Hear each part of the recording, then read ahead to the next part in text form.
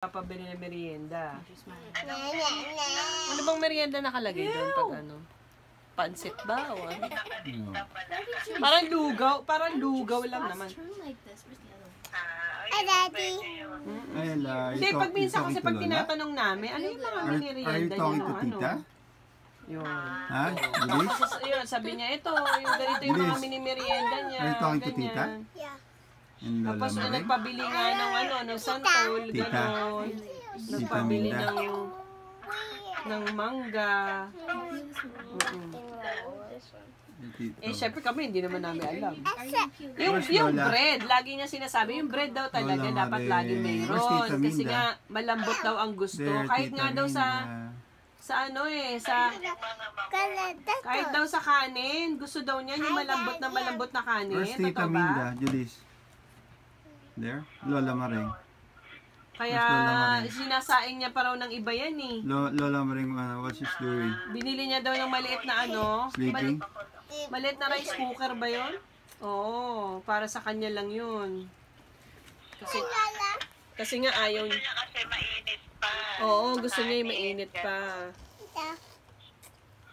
Eh para hindi na nga raw pag bisan kasi lalabas si Tita. Para lagi nakamainit yun, nakapindot. Oo. Na kumakain, oh. Miso soup, oh. What's that? Julis, what's that? Show your food to Tita. Show your food to Tita. What's your favorite? Gusto nito, miso soup? Oh, ang bilis kumain, oh. Mahilig din sa sabaw to. Mahilig sa sabaw to mga to. Kagaya nyo ni kuya mo.